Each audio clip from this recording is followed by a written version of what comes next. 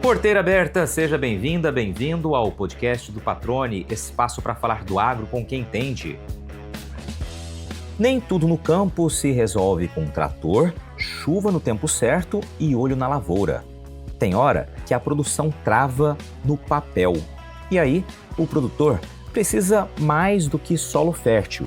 Precisa de representação técnica, forte e estratégica. No episódio de hoje, a conversa é com Vilmondes Tomain, presidente da FAMATO, a Federação da Agricultura e Pecuária do maior estado produtor do Brasil.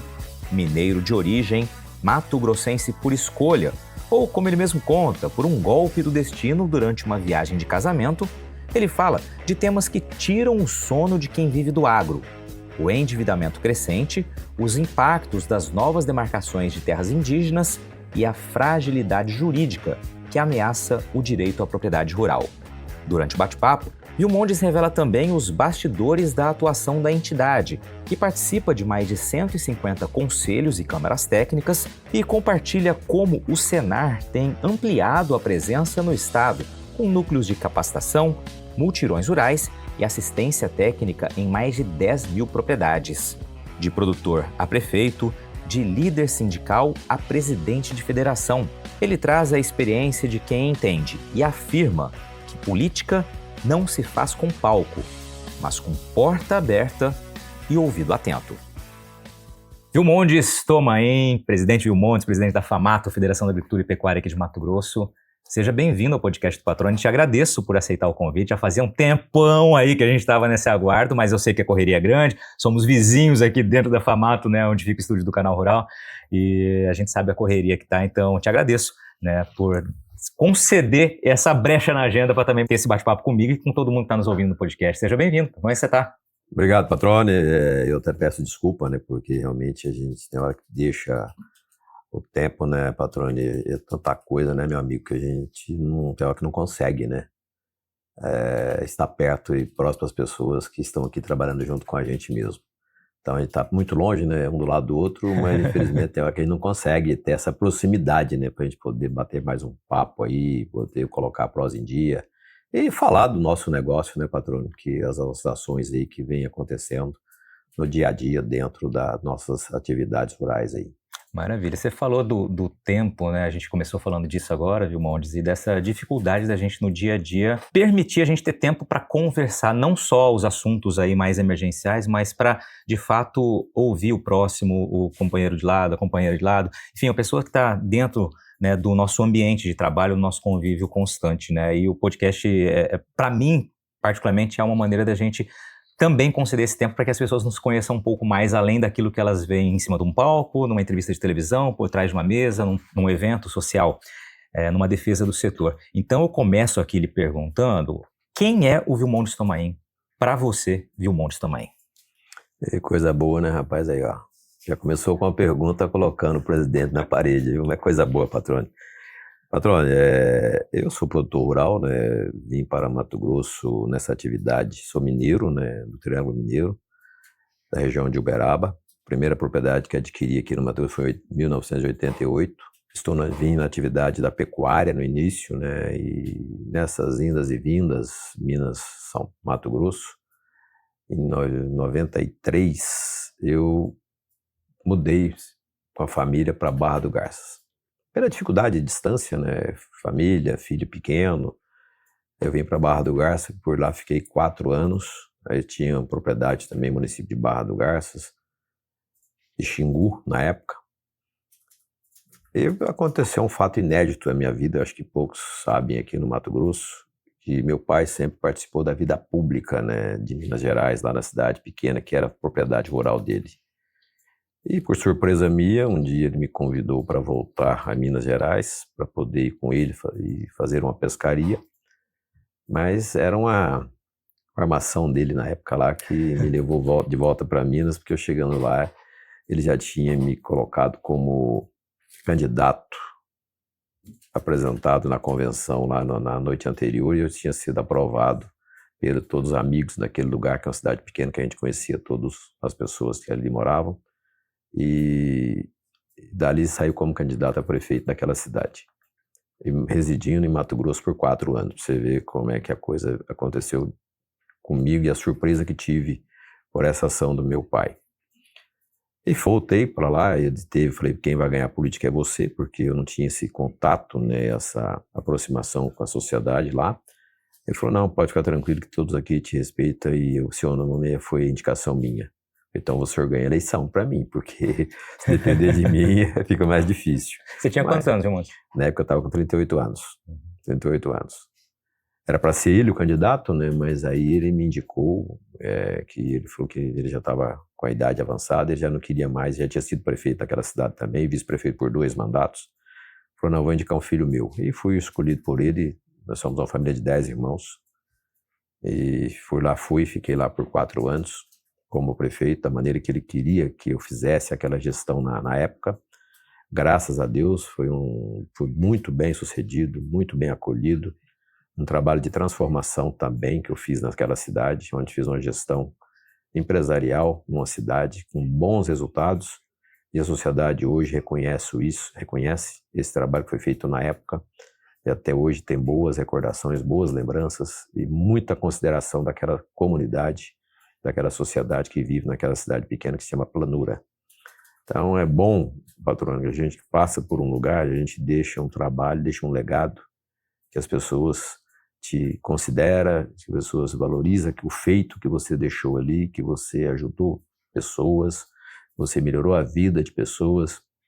Isso sempre tive na minha cabeça. Você tem que passar, você tem que deixar um legado, mas com bons resultados, com bons feitos, para pessoas terem boas lembranças de você.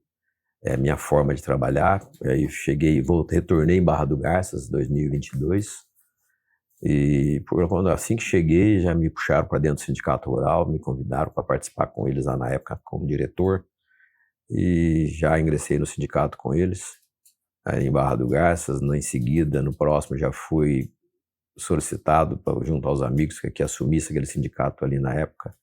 2006, já assumi 26, já assumi, não, 26 não, 2006, 2002 que eu vim para cá. Já assumi a presidência daquele sindicato, depois fui convidado para participar da Secretaria de Desenvolvimento e Agricultura e Comércio e Indústria de Barra do Garças. Fiquei lá por 4 anos ajudando o prefeito Beto Farias, aí retornando ao sindicato também, novamente, como presidente. E aí recebi o convite, né, na época, o candidato Normando Corral, que é meu amigo, para vir compor com ele aqui membro da diretoria, né, e assumindo a diretoria administrativa financeira da nossa federação. Então, o histórico é esse, né, e daí surgiu essa possibilidade, o entendimento dos presidentes, né, que é um fato novo, né, os presidentes me lançaram como como uma pessoa preparada para poder assumir essa entidade tão importante que é a nossa Federação da Agricultura. E graças a Deus, né, eu só tenho que agradecer a todos, a Deus, e também você se sentir muito orgulhoso, né, de ter essa credibilidade junto aos presidentes do sindicato, né? Eles é que são os membros do conselho, que vota, né, que escolhe aquele que é o seu representante. É muita gratidão, muito reconhecimento assim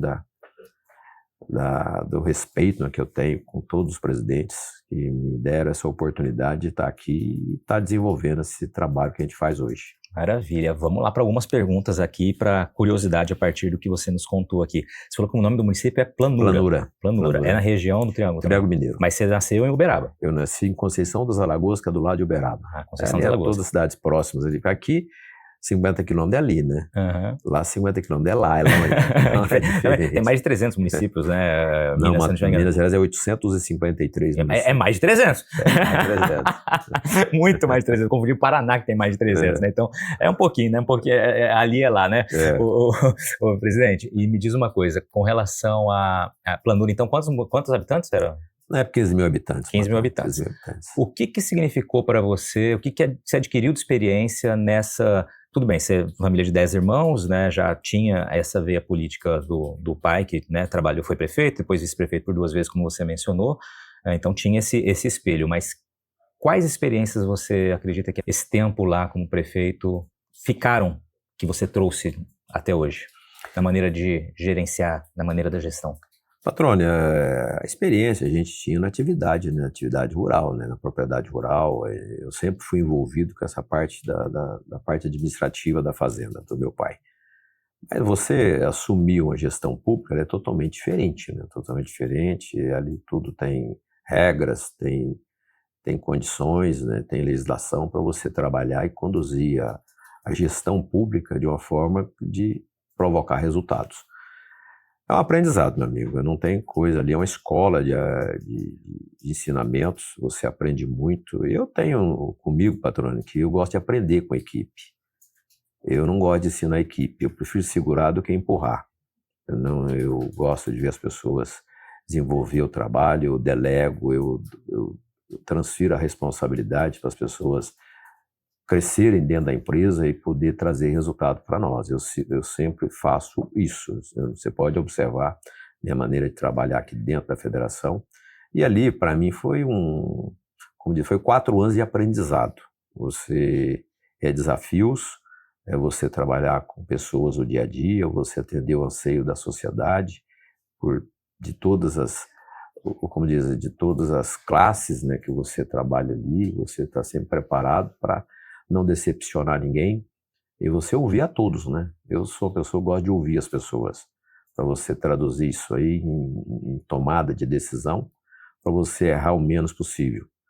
Eu não sei fechar a porta, aqui eu faço aqui na FAMAT de porta aberta do meu gabinete, na prefeitura era da mesma forma. Todos que estavam ali, enquanto eu não atendi a última pessoa que estava me aguardando, eu não iria embora. Então eu sempre falava para eles, eu estou ali para trabalhar para vocês. Eu estou ali para ouvir a todos, para a gente traduzir isso aí em forma de você tomar a decisão e atender o máximo de pessoas possíveis. Quer dizer, sempre procurei atender o coletivo, nunca fui para o lado individual. Quer dizer, você não resolve o problema de uma pessoa, resolve o problema de todos. Então, a infraestrutura me ensinou bastante que você fazendo as coisas no macro, você atende a maioria. Então, prioridade, que a gente tinha lá, saúde, educação, quer dizer, foram as 2 prioridades minhas, e evoluímos muito nisso.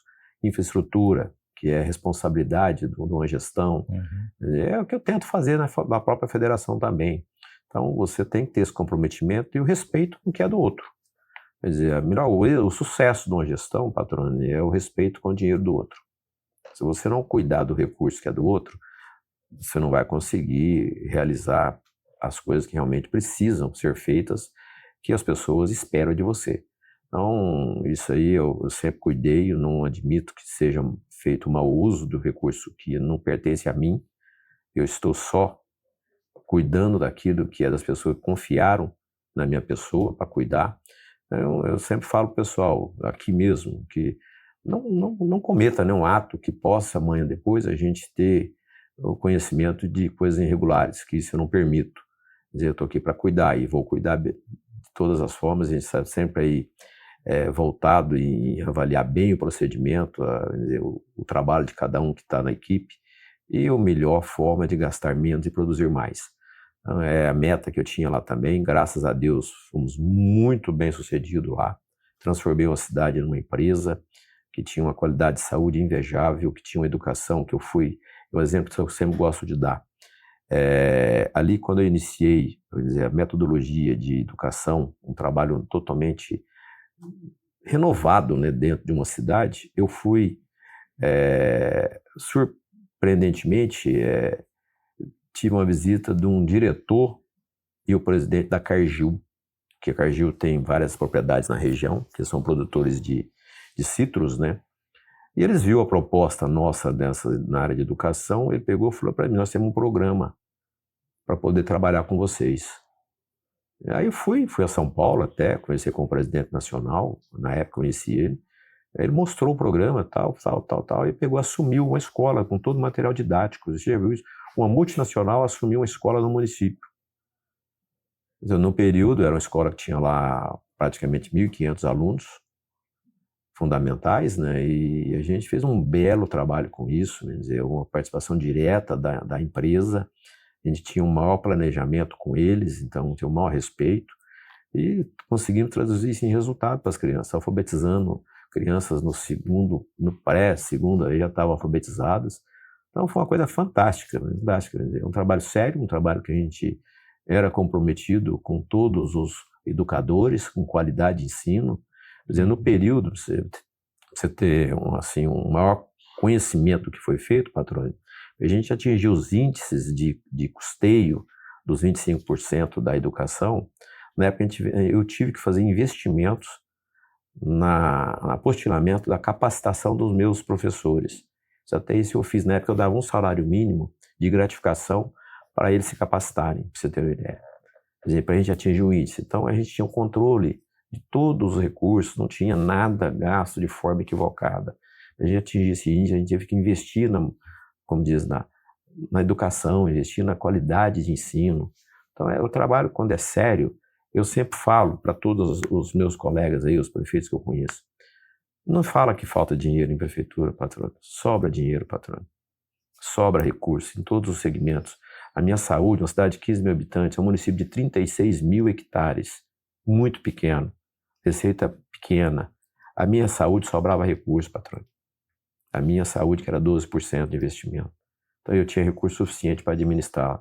Só que não gastava de qualquer jeito, era tudo negócio controladinho, negócio bem ajustado, com bons médicos. A minha folha de médico, na época, eu lembro direitinho, eu fiz um contrato com a Universidade de Uberaba. Eu tinha os plantonistas, são todos os mestres, professores da universidade, que dava plantão 24 horas para mim. Você é maluco, você está contratando uma folha que você não vai conseguir pagar. Pagava e sobrava recurso na saúde.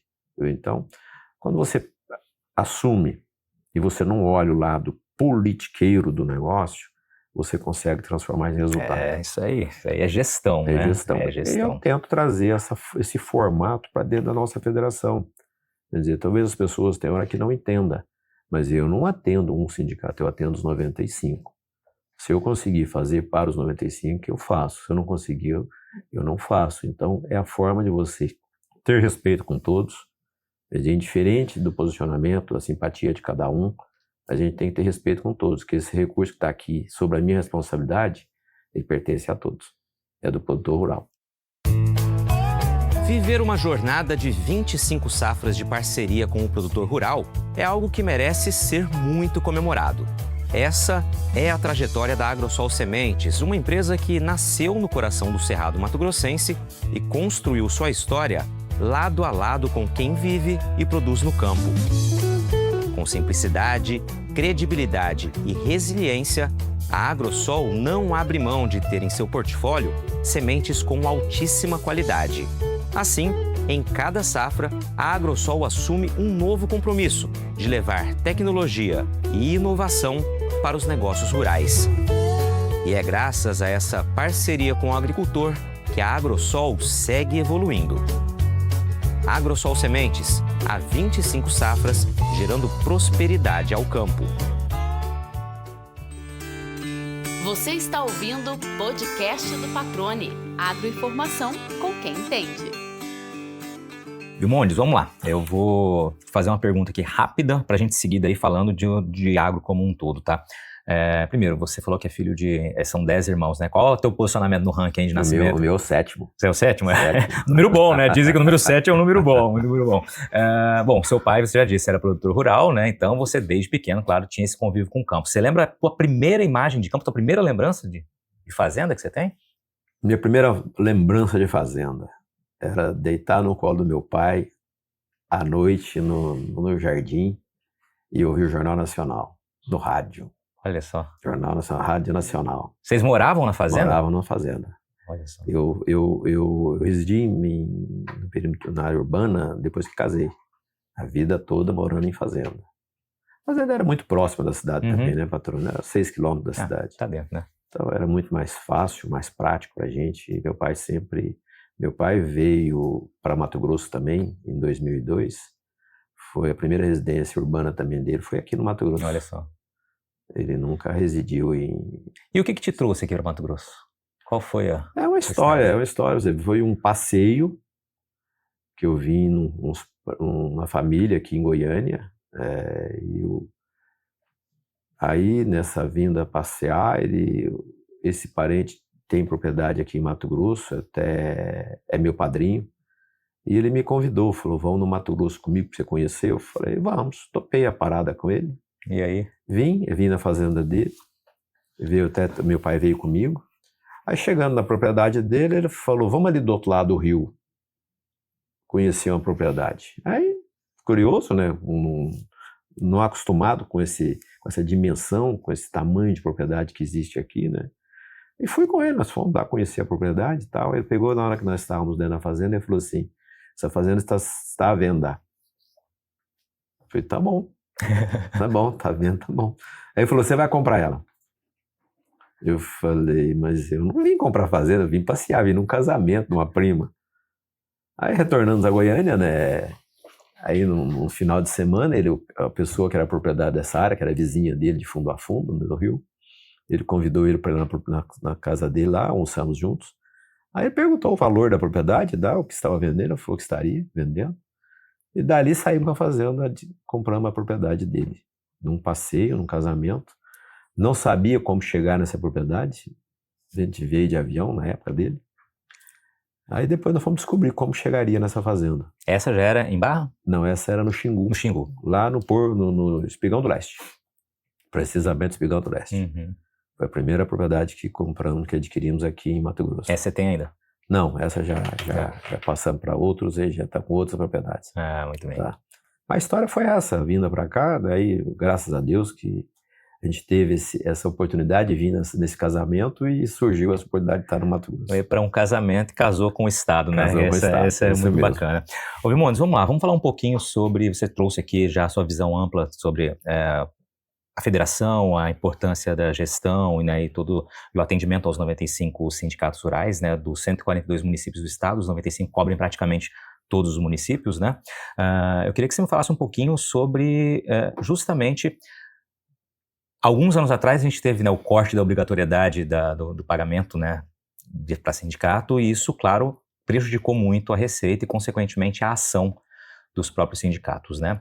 Como é que está esse assunto hoje, né? A gente não tem mais obrigatoriedade e é preciso que o trabalho seja muito bem feito para que o produtor enxergue, não só muito bem feito, mas muito bem demonstrado para que o produtor enxergue aquela necessidade, aquela importância dele estar contribuindo. Me fala um pouquinho da sua visão sobre isso. Verdade, Patrone. Eu vejo, Patrone, que depois que a gente tirou essa obrigatoriedade da contribuição sindical, ela trouxe uma certa dificuldade, sim, para as entidades. Se não fosse aquele decreto da época que o presidente Temer baixou o decreto lá, repassando 5% do Senar regional para a administração das federações, estariam todas fechadas. Com certeza. Todas fechadas. Infelizmente, é assim que a coisa acontece. Aí buscamos alternativa, passando um momento difícil. Quando eu cheguei, caiu na minha mão, né? Quando eu cheguei aqui como presidente, que assumi a federação, tivemos aí uns embates, mas eu espero não comentar também sobre isso. Mas foi por necessidade, porque senão a gente teria que diminuir o tamanho da nossa entidade. Não tinha como fazer, não tinha como administrar. E a gente, como gestor, a gente tem que buscar meios para poder manter a situação em ordem. Foi assim que fiz. Desculpe alguém se eu provoquei uma situação que não foi entendida no momento, mas não tinha outra forma de agir se não fosse daquilo que foi proposto, né, e foi realmente conquistado. Eu vejo uma situação que hoje você tem que fazer com que o produtor entenda e veja o que a federação faz por ele. Você tem que conquistar a pessoa mostrando a ele a importância do que é. E a gente está trabalhando para isso, programas, produtos que a gente está aí trabalhando, desenvolvendo. Quer dizer, falo que a federação deixou a desejar também, ficou um período assim, um pouco acomodado nessas ações nossas, e agora a gente está procurando desenvolver isso aí com mais agilidade, com mais rapidez, para poder levar ao produtor aquilo realmente que ele precisa. É o que nós comentamos agora há pouco, você ser a entidade que protege ele, que dá segurança, que tem atuação direta para poder sempre estar buscando posições melhores para ele. Nós não vamos resolver a vida dele, mas nós vamos estar aqui prontos, preparados, com equipe capacitada para poder sempre estar na defesa, defendendo, protegendo, buscando alternativas melhores, facilitando para ele políticas públicas, porque senão o negócio vai ajustando cada vez mais e criando dificuldades para nós mesmo. Esse é o fundamento da federação, entendeu? E a gente espera que o pessoal entenda dessa forma e veja a federação de forma que seja importante para eles. Se não enxergar que é importante, não adianta também. Não adianta. Exatamente. Você utilizou, o Vilmanis comentou aqui, a gente comentou há pouco, nos bastidores aqui a gente falando sobre o trabalho da federação, das associações, dos sindicatos. Ele disse que as entidades são como um escudo para o produtor rural, ou seja, conseguem atuar para blindar, né, o agro, blindar o setor, né, e sim também nos outros segmentos da economia, com eventuais ações, medidas, decretos, projetos de lei, legislações que possam vir a causar algum tipo de empecilho aí. Essa é uma ação que, né, traduz essa expressão escudo. Você citou a situação polêmica, eu não vou lhe perguntar, mas eu peço que você traga para o nosso telespectador rapidamente uma frase aí, o que foi, só para que as pessoas, telespectador não, sou ouvinte, né, o que foi exatamente, né, essa situação. Em poucas palavras. A situação foi a participação da federação, não a participação do fundo, que hoje é direcionado para associações. A federação viu a necessidade de ter uma participação, até que não foi entendida no momento. Mas o momento também era de tirar o direcionamento para as associações, que existia um questionamento jurídico em relação a isso também, que estava se tornando esses fundos inconstitucional. Então, por razão de a gente interferir nisso aí, foi a pedido do próprio judiciário na época, para a FAMATO não deixar acabar com os fundos. Então foi uma razão porque a gente viu que poderia contribuir para poder segurar e dar segurança, né, na constitucionalidade desses fundos, para que as associações não perdessem também esse crédito, né, esse recurso que é direcionado a todas as associações, que eu vejo fundamental as associações para nossos setores produtivos. Quer dizer, elas fazem um excelente trabalho, quer dizer, elas tiram até do governo uma responsabilidade que ela assume, a responsabilidade de desenvolver essas cadeias produtivas aí, com novas tendências, novas tecnologias, novos produtos, inovações, tudo isso aí vem acontecendo. E o Mato Grosso transformou em cima dessas condições favoráveis que essas entidades vêm trabalhando. Então, Patrone, foi isso que aconteceu, mas naquele momento se alguém não entendeu bem, o que a gente buscou foi para salvar a nossa federação mesmo, e colocar ela numa condição favorável, e tudo aquilo que vem de investimento para dentro da federação é devolvido com corpo técnico. A gente está aqui para poder sempre estar, não é para empoderamento, a gente não está aqui pensando em juntar dinheiro, a gente está aqui para poder sempre melhorar, para poder atender melhor cada dia os nossos produtores. Quer dizer, você vê que a gente tem buscado, quer dizer, uma excelência, né, na capacidade técnica dos nossos colaboradores. Para quê? Isso é para poder atender melhor, para poder estar ali sempre trazendo condições melhores, fazendo as suas defesas, fazendo aquilo que precisa fazer junto à Secretaria do Meio Ambiente, à Secretaria de Arrecadação, que é a Cinfra, tudo isso vem da Cefaz, tudo isso vem acontecendo. Esses conselhos nossos, quer dizer, o pessoal talvez não tenha conhecimento, mas nós participamos hoje de quase 150 conselhos e comissões. Tudo aquilo depende do voto.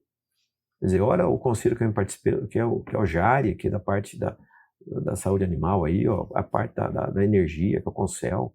Quer dizer, hoje nós somos membro nacional da ANEEL. Então, isso aí a gente tem grandes resultados, grandes defesas para os nossos segmentos. Então, eu acho que falta, talvez, as pessoas virem na FAMATO, conhecer um pouco mais da FAMATO, saber o que ela faz para ele. Quer dizer, hoje eu vejo que eu estou sacrificando o nosso corpo técnico, porque a pessoa não consegue, quer dizer, avaliar todos os processos que estão correndo dentro, no CONSEMA, na JARE, lá na ANEEL. Então, tudo isso a gente cuida. Quer dizer, são votos que a gente define estratégicas de situações para o nosso Estado. Por isso, a expressão escudo, a palavra escudo, né? Ou seja, olha aí, 150 comissões, né, discussões participando aí ativamente, isso tudo tem um custo. Quem quiser saber mais sobre esse assunto, é só procurar. Esse assunto que a gente está trazendo aqui, dessa polêmica, eu vou usar entre aspas aqui, foi no começo de 2025, né? Só porque o presidente citou aqui, então pedi que ele trouxesse também um pouquinho, né? Para que as pessoas que não sabem o que rolou, né? Pelo menos entendam do que a gente está falando. Presidente, vamos seguir aqui agora, falando um pouquinho de alguns temas aqui desse ano, né? Aliás, né, esse ano, um ano especial para a federação, né, é sexagenária, 60 anos da Federação de Agricultura e Pecuária aqui de Mato Grosso, atuando, como a gente já usou várias vezes a expressão, como um escudo, assim como outras associações, né, sindicatos do produtor rural aqui, da produtora rural aqui em Mato Grosso. Presidente, vamos lá. Assuntos que preocuparam em 2025. Eu vou elencar aqui, você comenta rapidamente sobre eles para que a gente possa seguir também.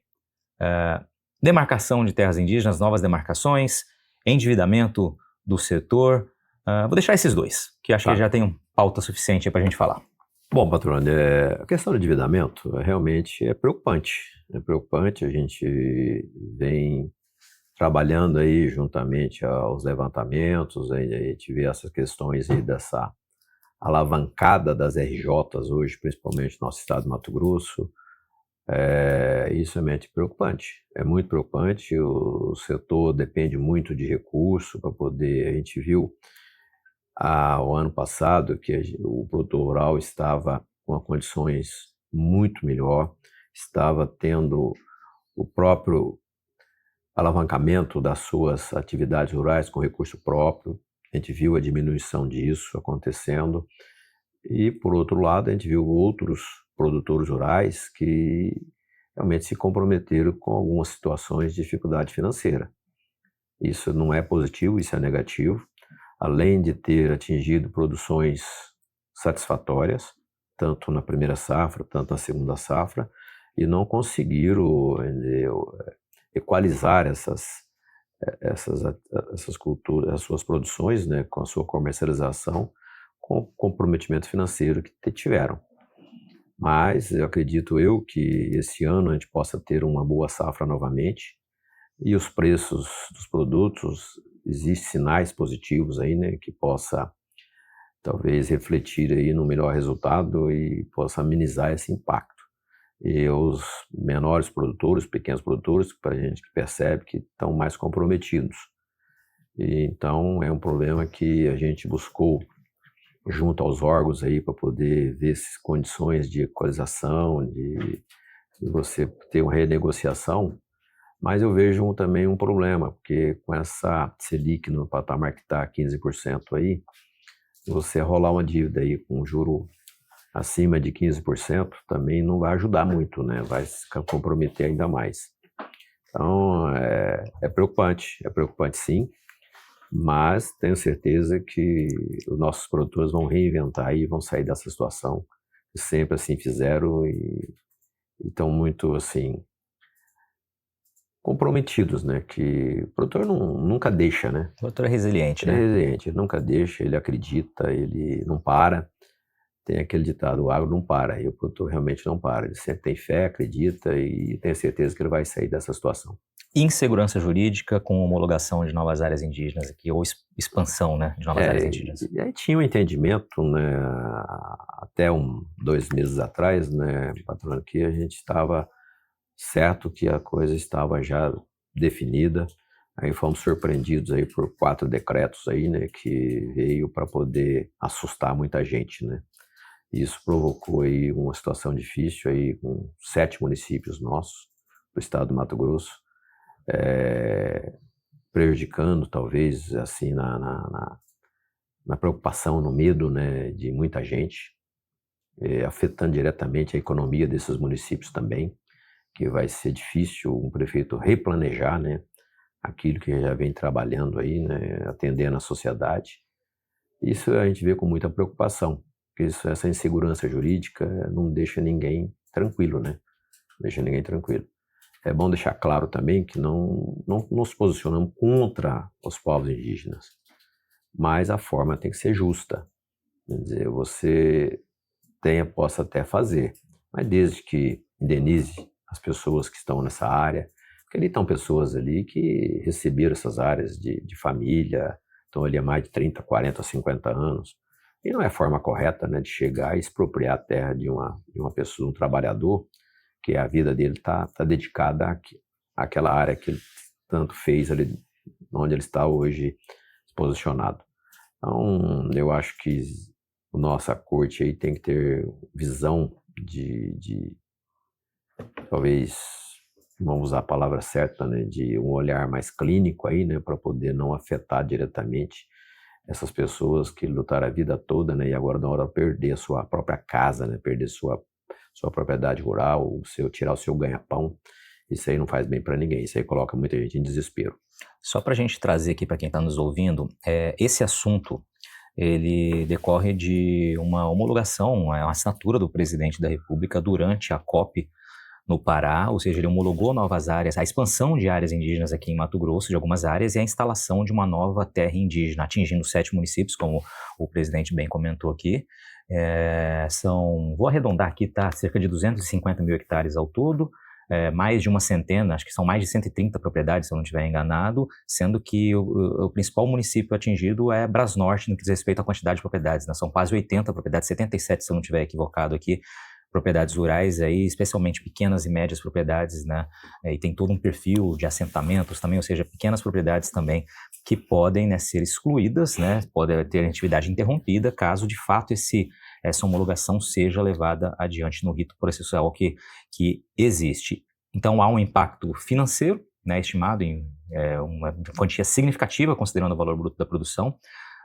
São as famílias, como o presidente comentou aqui, um dos irmãos comentou, né, ou seja, perde-se a história dessas famílias, né, e todo o legado das últimas décadas, e claro, ainda atinge a economia dos municípios e também a geração de emprego, né, são pelo menos 498 pessoas que poderiam ter seus empregos perdidos, segundo o levantamento feito pelo IMEA, que é uma das casas dentro da Federação da Agricultura e Pecuária de Mato Grosso, né, que é a Casa do Produtor Rural. Presidente, nesse tema a gente precisa falar, evidentemente, da questão marco temporal, né? Como o senhor disse, né, havia o entendimento de que estava tudo pacificado, tudo definido, mas essa insegurança permanece. É uma surpresa, né, para nós, que acreditávamos que já tinha o entendimento, né, do próprio STF em relação a essa posição do marco temporal. Mas tem a situação ocorrendo também hoje, né, patrônio, que a gente se sente um pouco seguro, porque existe uma PEC sendo tramitada dentro das casas legislativas hoje, onde já passou pela apreciação do Congresso Nacional, já tivemos a aprovação, né, como a necessidade de ser votada nas duas casas, né, ela retornou à Câmara Federal.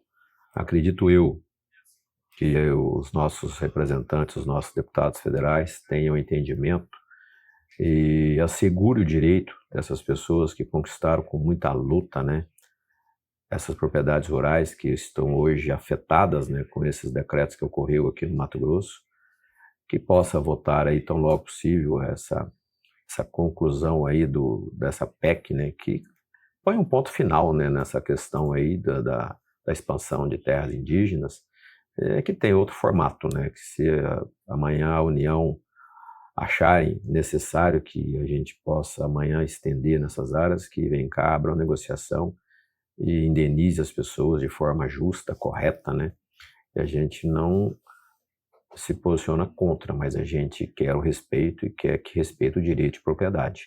É isso que a gente espera, mas tão logo eu tenho certeza que os nossos parlamentares lá já estão bem articulados através da nossa frente parlamentar, que possa trazer essa segurança e essa tranquilidade para essas pessoas que estão dentro dessas áreas afetadas, que a partir do momento que você já é incluído dentro de um posicionamento de um decreto, você já está prejudicado, né?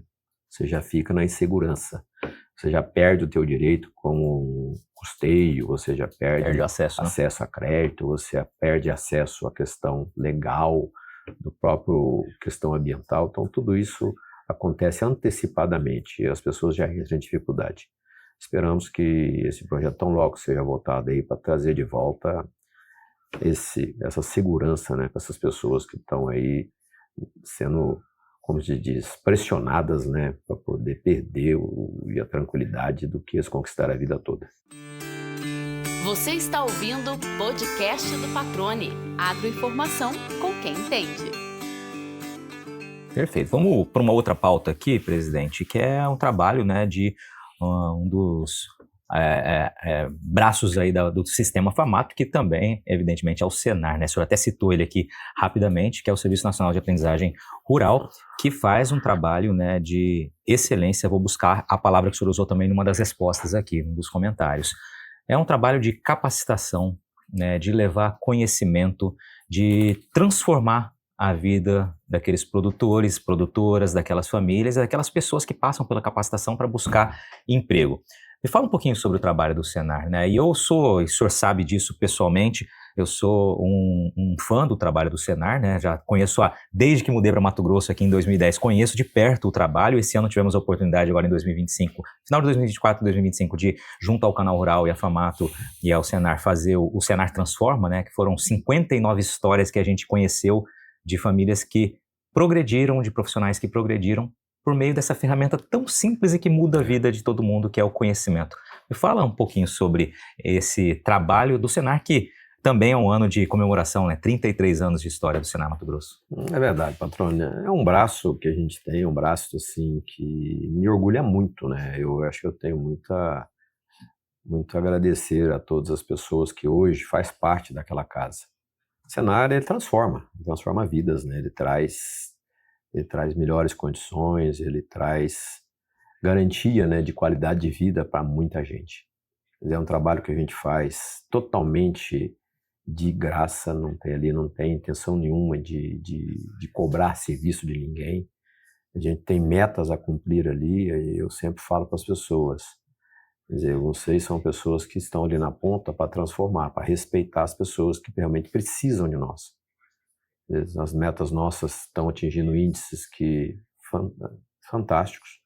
Eu fico feliz com o time nosso hoje do Senar, que entenderam que o comprometimento nosso ali é devolver para o setor rural as ações que precisamos ter, quer dizer, tanto na qualificação de mão de obra, tanto na formação, tanto no atendimento às propriedades pequenas, propriedades, médias propriedades, grandes propriedades, que é a parte técnica nossa, das nossas ATEG aí.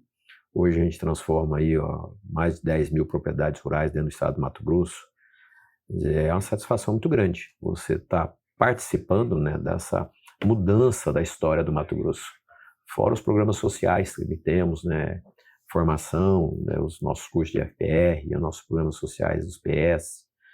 Temos mutirões rurais também, que evoluíram muito, muito, muito. Né? Você fazer um exame oftalmológico numa pessoa e você dá um óculos para ele voltar o sorriso, cara, não tem preço que pague isso.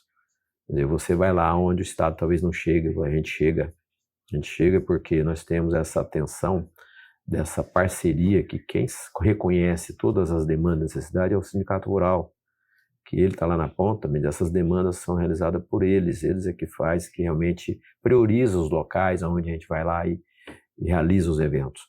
Então, não tem coisa melhor que você ver a satisfação e o reconhecimento das pessoas pelo aquilo que a gente está fazendo. É um trabalho com 4 mãos, a equipe, são pessoas realmente muito comprometidas, que eu só observo e sempre estou atento, né, a alguns ajustes, para que realmente saia com qualidade, saia com respeito, que as pessoas realmente vão ali e consiga transformar aquilo lá em satisfação das pessoas que são assistidas. E é bom falar também, patrão, dos eventos hoje que ocorrem dentro dos municípios, que são eventos, quer dizer, que tem a participação direta dos sindicatos rurais. Nós estamos presentes em todos os eventos deles, todos aqueles que eles nos demandam e solicitam. O nosso stand lá com eles, a gente está presente, ali tem as vitrines, a gente acolhe o produtor rural, a gente recebe ele bem, a gente mostra para ele um pouco do que é o sistema. Então, evoluímos muito nisso, muito, muito, muito. A equipe está muito preparada, a equipe está muito assim, engajada para poder recepcionar essas pessoas e transformar aquele ambiente, um ambiente assim saudável, gostoso, leve, para poder as pessoas se sentirem bem dentro dessa casa, porque eu falo para eles, a casa é a casa de vocês, aqui é a casa do produtor rural. Então a gente transforma isso aí num ambiente que realmente muito acolhedor. É um dos produtos que a gente tem para poder mostrar um pouco mais do que é o sistema Famato, do que é o Senar, e os resultados são fantásticos, são excelentes. Esse ano tivemos dois membros dos nossos colaboradores que foram vitoriosos aí, ou que foram homenageados, dizer, ganharam prêmios lá em Brasília, na Nacional, aí um dos meninos nossos, como um técnico lá da TEG, foi exemplo para nós do que ele conquistou lá pelas ações dele como técnico da atividade que ele exerce hoje dentro da TEG. Outra menina aqui, tá aqui do AgriHub, né, que foi reconhecida em Brasília também no programa de inovação. Então, a equipe está, como dizer, está superando, viu? Superando a expectativa nossa. Quer dizer, com tão pouco tempo, né, que a gente vem fazendo esse trabalho e os resultados já estão aparecendo. O comprometimento é grande, é bom. Já entenderam que tem que vestir a camisa da casa. O cenário é muita gente, os programas são grandes. Você vê, só o Mutirão esse ano foram 240 eventos. A média anteriormente, dos anos anteriores, era 40 eventos, 40, 50 eventos. Então, olha a transformação que tivemos, olha o volume de gente que atendemos, a média de exames oftalmológicos por evento, a média de 80, 100 pessoas. E fila de espera. Quer dizer, o odontológico é a mesma coisa, o programa vai estar sendo ampliado no próximo ano. Nós vamos ter lá um dermatologista para poder fazer identificação de questões de pele. Nós estamos já com um programa também de exames que a gente deve implantar também, fazer os exames de prevenções. Então, tudo isso a gente está trabalhando para poder melhorar essa assistência, né? Para realmente as pessoas que precisam, né, patrão? Que não tem oportunidade, não tem condições de vir ao perímetro urbano para poder procurar um atendimento, né, na área de saúde, que isso é uma questão social. E temos também nossos centros, né? Temos uma escola hoje técnica funcionando, que formamos agora, semana passada, as turmas lá no Ranchão, aqui também em Cuiabá, tivemos a primeira turma na parte técnica de zootecnia, agronomia sendo capacitada por nós, então desenvolvendo alguns cursos também na área de técnicos de agroindústria. Então expandimos muito. Eu vejo que o Senar cresceu muito, cresceu. Eu até falei com eles essa semana passada. Nós precisamos agora organizar, nós precisamos agora melhorar a qualidade, nós temos melhor planejamento para a gente poder continuar com esse serviço, mas com excelência. Nós não podemos agora ficar só pensando no crescimento, mas também ajustar algumas coisas aí para melhorar isso que a gente leva lá para a ponta. Excelente. É um bom trabalho. E assim, eu parabenizo aqui a você, em nome de toda a equipe da FAMAT do Senar, Vilmontes, e não é puxar saco aqui não, é porque realmente nós aqui acompanhamos de perto, né? Então, boa parte do que você disse a gente pôde testemunhar com exemplos, seja o Mutirão Rural, sejam os eventos, os centros os CTs, né, do Senar, que são 3, se não me engano, espalhados pelo estado, né, que embarcam toda a tecnologia que estão nas máquinas ali, levam esse conhecimento prático, né, que é tão importante. A gente sabe do tamanho que é Mato Grosso, do tamanho que é o nosso agro, e sabemos que um dos grandes desafios é justamente ter colaboradores capacitados, né? Então, entre todas as ações que você mencionou aqui, também tem essa capacitação, né, e histórias incríveis que a gente pôde testemunhar. E levando o conhecimento, estendendo o braço, como você mencionou, e promovendo também essa promoção social, que é o caso do Mutirão Rural. Muito bacana e realmente é uma engrenagem assim muito grande e que cada peça é muito importante, né? Você disse muito bem isso aqui. Vilmontes, vamos lá, para a gente ir para a reta final aqui, senão eu mato a tua agenda, né? A gente aproveita e acaba segurando você mais tempo. O papo é bom, né? O papo é bom e vai rolando. Vamos lá, tá aqui num cafezinho, numa água, né? Vamos seguindo. Vamos lá, para 2026, tá? Para esse novo ano, a gente vem de um ano com desafios, com alguns pontos críticos. A gente falou, inclusive, sobre isso numa entrevista recente no Canal Rural contigo. Mas tivemos saldos positivos, como você destacou, a questão das próprias dos desempenhos do campo no último ano. E para 2026, qual o foco que o agro deve adotar? É um ano de muitos feriados, e muitos feriados aí emendados. É um ano de Copa do Mundo e é um ano de eleição. Então, nós temos aí vários elementos para desviar um pouco o foco de dentro da propriedade. E é um ano que a gente continua com taxa de juros muito elevada, né? E, claro, vamos aí depender do tempo do clima, para que a gente possa ter um desempenho excelente no campo. Qual deve ser o foco para 2026 na tua avaliação? Antes de responder a tua pergunta, patrão, eu queria só acabar de complementar. Você fez a pergunta sobre a nossa casa lá, que é o Senar. E é bom deixar claro também que hoje a gente vem trabalhando para poder ampliar essa rede de atendimento. Boa. A gente vem hoje trabalhando na entrega de os núcleos avançados de capacitação, que são os NAC. Uhum. Nós estamos aí já para finalizar 14 unidades, em vários projetos também sendo concluídos para poder a gente lançar aí na construção. Então, é uma estrutura, Patrônio, que vai dar uma certa condição melhor para a gente possa ofertar a todas aquelas pessoas que vivem naquele município para buscar mais conhecimentos. Então, essa é uma meta que a gente deve finalizar. Eu quero esse programa aí o mais rápido possível. Já estava sendo feito. A gente pegou esse programa em andamento, mas nós vamos acelerar para a gente possa atender todas as demandas do Estado. E já tendo planejamento nosso, mais 2 centros para serem construídos, tá? Então, isso é o desenvolvimento do comprometimento do Senar, do Sistema FAMATO, com todo o setor produtivo do Estado. Quanto à tua pergunta, aí é um ano que realmente a gente vai ter que ter muita superação, porque a gente vê tudo isso que está para acontecer. Tem algumas situações que nos preocupam, como é que vai ser a condução dessa questão do processo político, né, que isso aí, a decisão vai refletir diretamente a nós todos aí, né, que somos brasileiros, e a nível de Estado, a nível de Brasil, vai ser novos representantes que vão estar assumindo as cadeiras aí, mas a gente não pode misturar as coisas, né, Patrônio? Eu acho que questão da nossa atividade, que é no rural, a gente não pode misturar. A gente tem que ter o nosso lastro aí, a nossa atividade em dia, né? A gente tem que ter a opinião, cada um tem sua simpatia, cada um tem o seu momento de escolha, mas a gente não pode levar isso para dentro do nosso negócio. Eu vejo assim, a gente tem que ter respeito, tudo tem um momento certo, para poder você definir o que você acha e o que você não acha, né? Mas vamos ter responsabilidade com a gente mesmo, porque a política tem hora que ela não vai decidir a nossa vida dentro das nossas atividades. Então, manter o Mato Grosso, eu tenho certeza que vai manter no próprio direcionamento aí que sempre teve, no comprometimento com produção.